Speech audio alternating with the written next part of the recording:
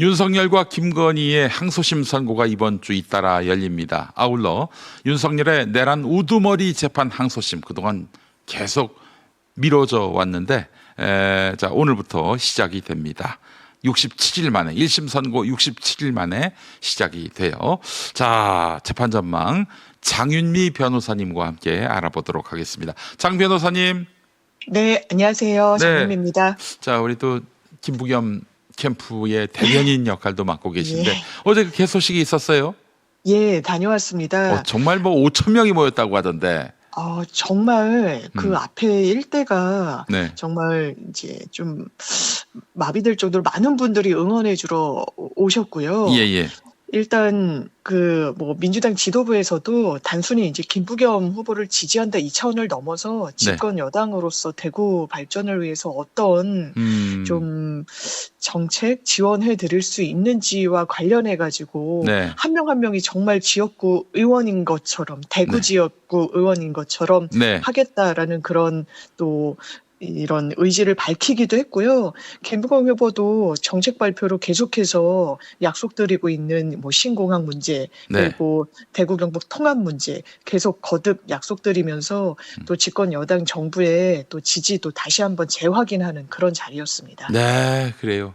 이 대구가 뭔가 큰 변화가 있을 것이다.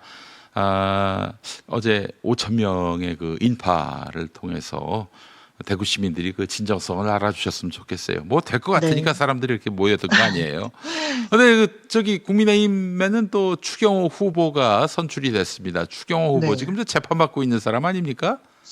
그렇습니다. 지금 무려 일단 내란과 관련해서 네. 그 부분을 용이하게 하려는 국회에서 원내대표로서 이렇게 의원들의 어떤 의사결정을 방해하려는 혐의로 지금 재판을 받고 있기 글쎄 때문에 말이에요. 여기에 대해서 이제 대구 시민분들이 네. 이제 여러 판단이 있으시겠지만 기본적으로 기소가 돼서 이 재판이 진행된다면 시정에 집중하기에는 상당히 제약이 있는 그렇죠. 상황이 아닌가 이런 생각이 듭니다. 그 만약에 유죄 판결을 받게 되면은 시장직을 또 잃게 될 수 있습니까? 만약에 당선될 경우. 그렇습니다. 이 부분과 관련해서도 유죄 확정이 되고 직을 유지할 수 없는 그런 이제 선고형이 나오게 된다면 많은 그 선례에서도 좀 확인이 되듯이 그 부분은 직을 유지할 수는 없어 보입니다.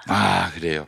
이번 대구시장 선거가 새로운 대구냐, 새로운 대구를 누가 건설할 수 있느냐의 경쟁이기도 하지만 또 이 내란 청산의 또 의미까지 안게 됐네요.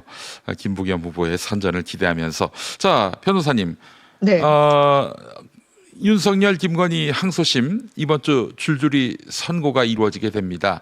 우선 그 윤석열 지난번에 그 5년형을 받았던 체포방해죄 이걸로 그렇습니다. 해가지고 지금 판결을 받게 되는 거 아니겠습니까? 네. 예, 그 전망이 어떻습니까? 지난번에 좀 너무 그 싸게 끊어준 거 아니냐 하는 그런 비판이 있었습니다만은. 예, 그렇습니다. 말씀 주신 대로 이번 주 목요일 오후 3시에 윤석열의 체포방해 혐의에 대한 선고가 내려지는데요. 네.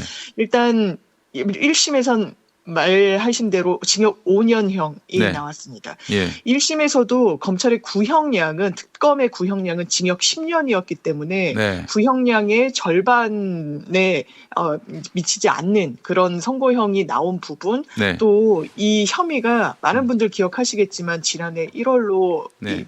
올라가면 공수처의 체포 시도를 저지하려 했습니다. 단순히 공수처의 체포 시도를 저지하려는데 그친 게 아니라 네. 이거는 법원이 윤석열을 인신을 확보해도 된다는 허가증을 내줬던 겁니다. 그런데 네. 불법이다, 위법이다, 불법의 불법이다라고 궤변을 이제 계속 거듭 언급하면서 네. 사실상 국가 공권력을 완전히 형해한 겁니다. 네. 이 부분은 본인이 가장 그 공권력을 지켜야 되는 단 한 사람이 있다면 그건 대통령이어야 됨에도 불구하고 그렇죠. 완전히 법을 그냥 묵살했기 때문에 이 부분은 엄단이 필요하고 징역 10년에 최소한 이 구형량에 근접하는 선고형은 나오는 것이 맞지 않나라고 생각되는 부분이 있습니다. 네, 그래요. 목요일이라고 말씀하셨는데 수요일이죠? 수요일이죠. 예, 예. 수요일 오후 3시. 네. 수요일 오후 3시에 이제 윤석열에 대한 체포방해 혐의 이거 선고가 이루어지게 되고 김건희가 바로 내일입니다. 맞습니다. 화요일. 네. 김건희 같은 경우에는 뭐 주가 조작 등 지난번에 너무 싸게 끊어줘가지고 많은 국민들의 공분을 자아냈어요. 왜 이렇게 법원이 김건희 앞에서는 이렇게 주눅이 드는가? 그 이유를 알 수 없다 이런 얘기도 나왔는데 징역 1년 8개월을 선고받은 김건희 어떨까요? 이번엔 좀 법원이 제대로 판단할 수 있을까요? 저는 그래야만 합니다. 이 네. 부분이 단순히 김건희라는 세 글자를 지우더라도 네. 이거는 1년 8개월이 나올 수가 없는 겁니다. 오히려 그 이름을 인식했기 때문에 어떻게 보면 신경 썼기 때문에 이런 네. 구형량이 15년이었는데 1년 8개월밖에 나오지 않은 게 아닌가라는 생각이 들거든요. 예, 예. 이를테면 도이치모터스 사건도 그렇습니다. 이 음. 부분과 관련해서는 이 정범이 아니다, 인식 사실이 없었다라는 이유로 이 부분을 사실상 무죄를 줬습니다. 도이치모터스와 통일교 이게 큰 두 축으로 진행이 됐던 재판인데요. 맞습니다. 도이치모터스와 관련해서는 사실상 그 지위가 가장 유사했던 사람에 대해서도 방조범으로 유죄 판결이 나왔었습니다. 물론 항소심에 이르러서 도이치모터스의 공동 정범, 그러니까 완전한 공범이 혹시 아닐 경우를 대비해서 방조, 그러니까 도이치모터스 일당들의 이런 주가 조작 행위를 최소한 묵인하거나 용이하게 하는 데는 기여했다라는 예비적 공소사실까지 추가됐기 때문에 1심과 같이 무죄로 빠져나갈 가능성은 매우 낮아졌다라고 보여지는 부분이 있고요. 또 알선수재 혐의가 상당히 큽니다. 통일교로부터 건진을 통해 가지고 굉장히 많은 금품을 수수합니다. 세 차례에 걸쳐서 수수하는데요. 처음엔 샤넬백 802만 원짜리를 받습니다. 두 번째는 샤넬백 1271만 원짜리를 받습니다.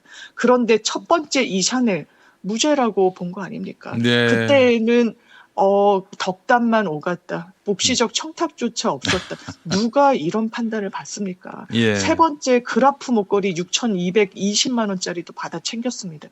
이걸 자기가 윤석열이라는 이 대통령이 된 자의 배우자가 아니라면 할 수 있었습니까? 이거를 쪼개가지고 무죄를 주는 게 일부에 대해서 무죄 방면을 하는 게 맞습니까? 이거 반드시 바로 잡혀야 된다고 생각합니다. 네, 알겠습니다.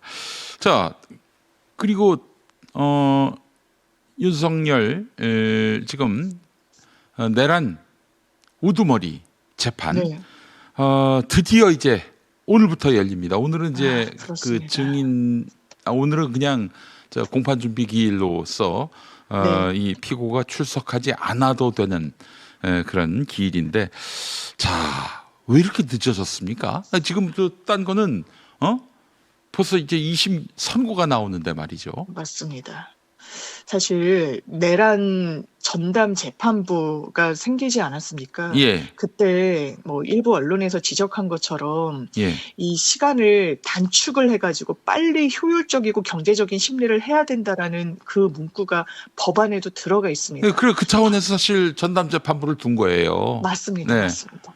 그럼에도 불구하고 그 부분이 예, 특검이 기소한 사건과 검찰이 기소한 사건, 이렇게 사건이 사실 내란과 관련해서는 분류가 되는데 네, 이거는 특검이 아닌 검찰이 기소한 사건이라는 이유로 네. 재판부가 해당 내란 전담 재판부에 빠른 이 심리를 진행해야 된다는 그 대상 사건은 아니라는 이유로 약간 지체된 거 아니냐라는 언론의 지적이 있었거든요.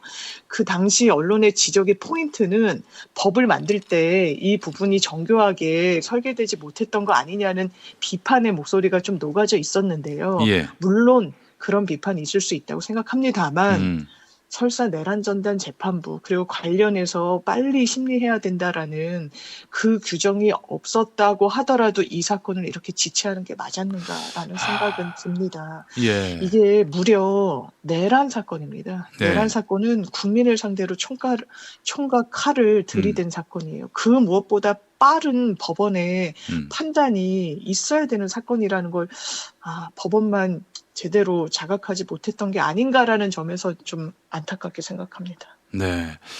이렇게 늦춰지는 걸 보니까 선고 결과도 유추하자면은 윤석열에게 봐주는 선고가 나오는 것은 아닌지 염려하시는 분들이 적지 않습니다. 변호사님 어떻게 보세요? 그래서 저희가 항상 이게 저도 그렇고 제 음. 주변에 많은 분들도 초기보다 지금 더 이 사건을 들여다보는 마음이 무뎌지는 거예요. 아하. 그래도 판단되겠지. 근데 그러면 안 되겠다는 생각을 이런 어떤 상황들을 보면서 더 좀 마음을 다잡게 됩니다. 이 국민들이 지켜보고 있다는 걸 끊임없이 알려주고 이 문제가 있는 재판 진행에 있으면 그때마다 항상 이 상기시켜주고 이게 대한민국의 사법 역사를 국민들이 쓰시는 그 과정 중에 있다라는 생각이 들고 이 내란 우두머리 사건에 대해서도 관심이 늦어진다고 지체가 된다라고 끝에 유야무야 이렇게 될 수 있는 사건은 아닙니다. 정확하게 단죄해야만 대한민국이 다음 단계로 나아갈 수 있다고 생각합니다. 네. 이번에도 사형, 무기 아니면 무죄 이렇게 셋 중 하나를 골라야 합니까? 그렇습니다. 이게 네. 1심과 법리적인 쟁점과 큰 이 갈래에서 달라지진 않은 부분이 있어서 네. 말씀 주신 대로 예. 예측 가능한 범위는 법정형을 견주어 봤을 때 예. 사형, 무기 그리고 물론 뭐 감경이나 이런 부분이 있지만 무죄 이렇게 큰 틀에서는 세 가지 형이 가능하다고 뭐 갑자기 뭐 무슨 20년형, 10년형 이렇게 내려앉거나 그럴 일은 없을 것이다. 근데 무기징역형을 선고하면 그 부분과 관련한 감경은 또 네. 법적으로는 허용되는 부분은 있습니다. 아, 그래요? 예. 그러면 징역형으로 갈 수 있다. 유기징역형이 날 수도 있기는 합니다. 유기징역형? 예, 유기징역형. 그 말씀드린 법정형이 대로. 무기징역형이지만 감경이 또 가능하기 때문에 그렇습니다. 그러면 안 되죠. 예, 그러면 안 되죠. 예. 근데 이번에 30년형 이제 구형이 난 일반 네. 이적죄 이거는 언제쯤 선고가 되는 겁니까? 이게 일단 비공개로 계속 재판이 진행됐어서 네. 언론에서도 이제 취재를 하는데 좀 한계가 있었죠. 예. 원체 안보 문제랑 직결이 되기 때문인데 그렇죠. 지금 예. 결심 공판이 남아 있는 것으로 알고 있고요.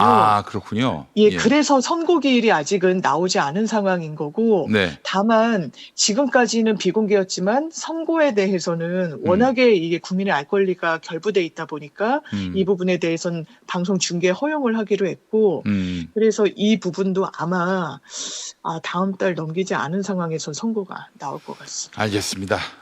결국 우리 국민들이 눈을 부릅뜨고 지켜보고 있다는 시그널을 계속해서 법원에 보내는 수밖에 없겠네요.